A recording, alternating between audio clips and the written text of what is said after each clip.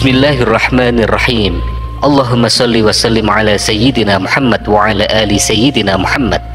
Saudara-saudaraku yang dirahmati Allah, ada begitu banyak hadis Nabi yang menceritakan tentang kedatangan Nabi Isa alaihissalam di akhir zaman nanti.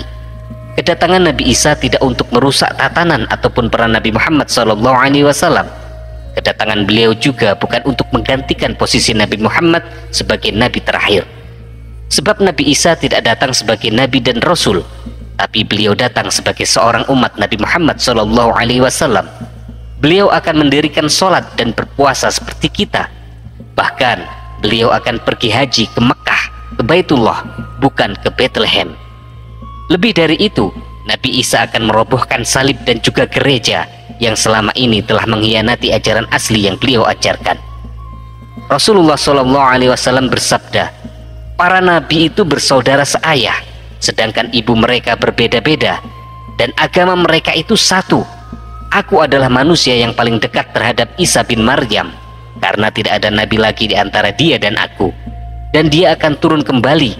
Jika kalian melihatnya, maka kenalilah oleh kalian bahwa dia adalah laki-laki yang sedang tingginya, berkulit putih kemerah-merahan.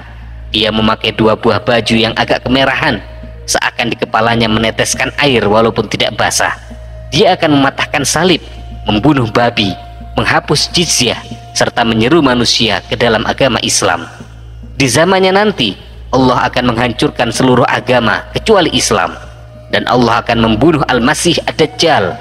Kemudian terciptalah keamanan di muka bumi, hingga singa dengan unta mencari makan di tempat yang sama, dan demikian pula harimau dan sapi, juga serigala dan kambing, serta anak-anak kecil bermain-main dengan ular tanpa membahayakan mereka.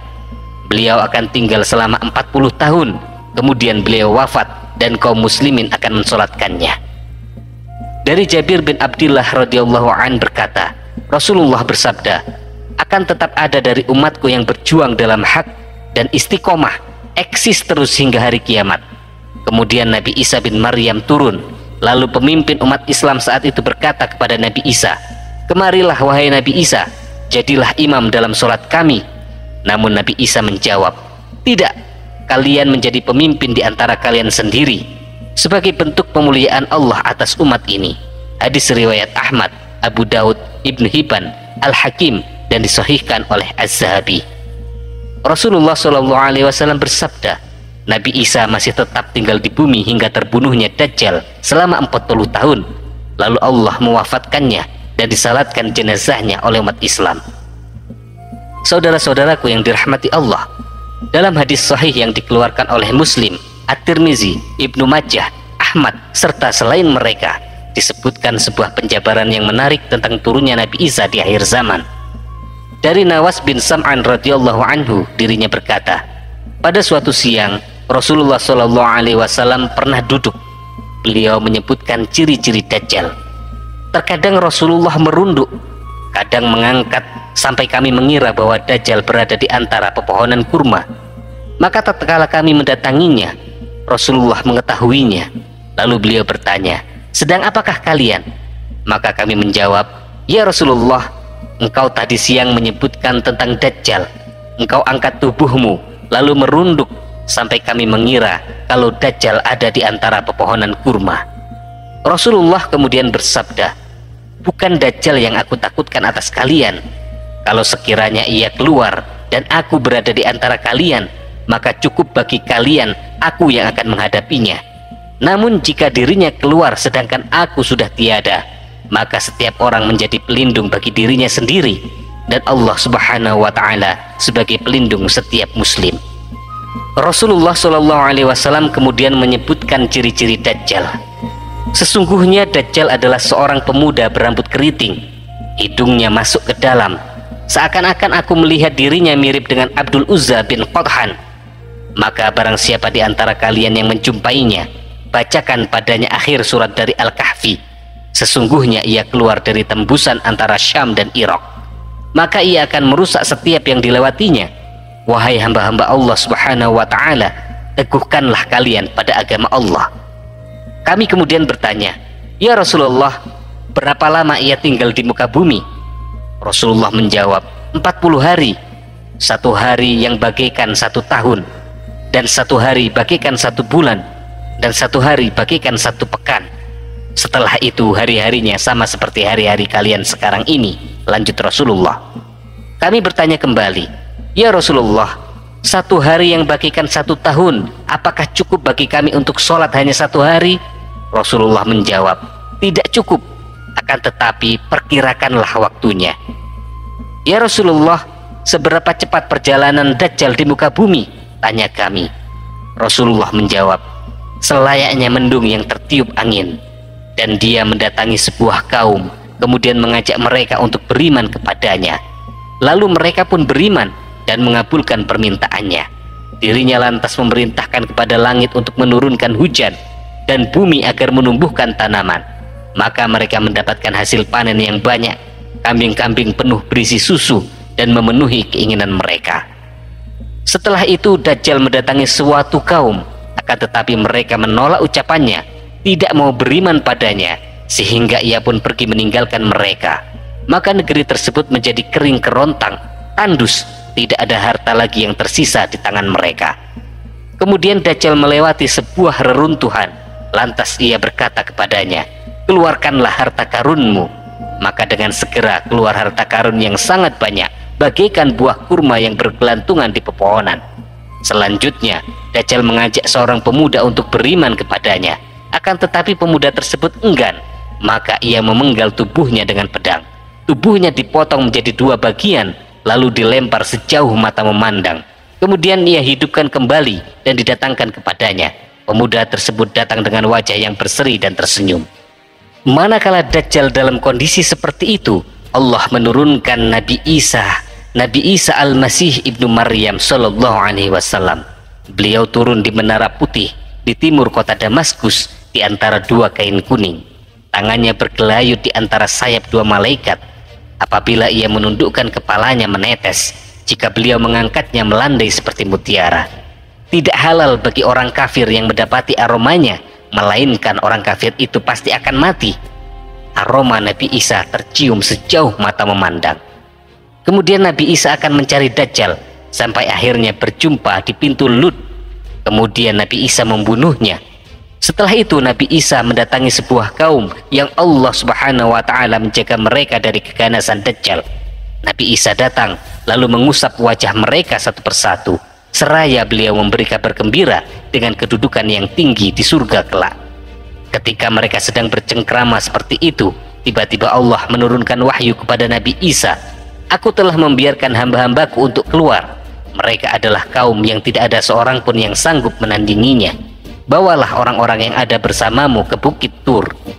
Maka Allah Subhanahu wa taala mengutus Ya'juj dan Ma'juj. Mereka turun dengan cepat dari seluruh tempat yang tinggi. Rombongan pertama di antara mereka melewati sebuah danau, Qabariyah. Mereka meminum air yang ada di dalamnya. Kemudian lewatlah sekelompok yang belakangan. Tatkala mendapati airnya telah habis, mereka berkata, sungguh dulu di sini ada air. Kemudian mereka mengepung Nabi Isa alaihissalam beserta para sahabatnya, sampai kepala sapi pada waktu itu lebih baik daripada 100 dinar sekarang ini. Nabi Isa alaihissalam beserta para sahabatnya kemudian berdoa kepada Allah Subhanahu wa taala. Maka Allah mengutus seekor binatang pada kaum tersebut yang sanggup membunuh mereka dengan cepat, sehingga mereka semua meninggal dalam sekejap. Kemudian Nabi Isa alaihissalam beserta para sahabatnya turun dari gunung tersebut. Maka tidak didapati sejengkal tanah pun, melainkan penuh dengan mayat serta bau busuk yang menyengat. Lalu Nabi Isa berdoa kepada Allah. Kemudian Allah Subhanahu wa taala mengutus seekor burung yang berleher panjang, membawa mayat dan membuangnya sesuai apa yang Allah perintahkan.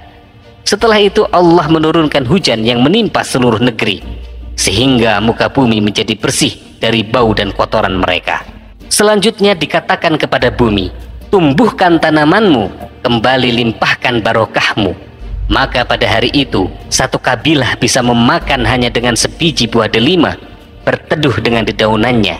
Hewan ternak menjadi barokah, sampai 1 perahan susu onta cukup untuk manusia, dan 1 perahan susu sapi cukup untuk 1 kabilah, 1 perahan susu kambing cukup untuk 1 keluarga.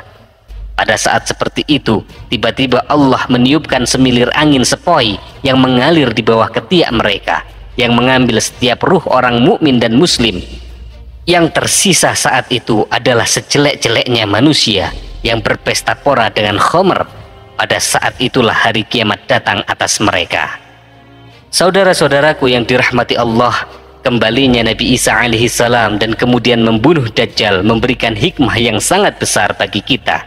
Di antara hikmah itu adalah yang pertama, membantah kaum Yahudi yang beranggapan bahwa mereka telah membunuh Nabi Isa alaihissalam, padahal Nabi Isa lah yang akan membunuh pimpinan mereka, yaitu Dajjal. Yang kedua, sesungguhnya Nabi Isa alaihissalam mendapatkan di dalam Injil tentang keutamaan umat Nabi Muhammad SAW. Kemudian Nabi Isa berdoa agar dimasukkan di antara umat Nabi Muhammad. Lalu Allah Ta'ala mengabulkan doa beliau ketika turun pada akhir zaman, dan beliau menjadi mujaddid atau pembaharu agama Islam. Yang ketiga, bahwa turunnya Nabi Isa alaihissalam dari langit untuk dimakamkan di bumi, karena tidak ada makhluk dari tanah yang mati di selain itu. Yang keempat, turunnya Nabi Isa alaihissalam membongkar kebohongan kaum Nasrani, menghancurkan salib, membunuh babi, menghapus pajak. Yang kelima, beliau memiliki keistimewaan yang khusus karena jaraknya dengan Nabi Muhammad SAW sangat dekat, dan tidak ada nabi lain yang memisahkan antara Nabi Isa dan Rasulullah SAW. Yang keenam, Nabi Isa alaihissalam berhukum dengan syariat Muhammad SAW dan menjadi pengikut Nabi Muhammad SAW. Beliau turun di akhir zaman nanti tidak membawa syariat yang baru, karena agama Islam adalah penutup segala agama, dan Nabi Isa alaihissalam menjadi hakim bagi umat ini, karena tidak ada nabi setelah Nabi Muhammad SAW. Yang ketujuh, zamannya Nabi Isa alaihissalam adalah zaman yang penuh ketenangan, keamanan, dan keselamatan. Allah mengirimkan hujan yang lebat, menjadikan bumi mengeluarkan tumbuh-tumbuhan dan buah-buahan. Harta berlimpah, serta dihilangkan sifat-sifat iri, benci, dan dengki. Yang kedelapan, lamanya Nabi Isa alaihissalam tinggal di bumi adalah selama 40 tahun. Demikianlah saudara-saudaraku yang dirahmati Allah, alasan mengapa harus Nabi Isa alaihissalam yang membunuh Dajjal di akhir zaman nanti. Hal itu adalah untuk membuktikan bahwa Nabi Isa alaihissalam adalah nabi yang tidak mati disalib oleh orang-orang Yahudi. Wallahu a'lam bissawab. Semoga bisa kita mengambil hikmah dari kisah ini. Semoga kita ditunjuki oleh Allah Subhanahu wa ta'ala ke jalan yang lurus. Ihdinas siratal mustaqim. Asyhadu an la ilaha illallah wa asyhadu anna Muhammadar Rasulullah.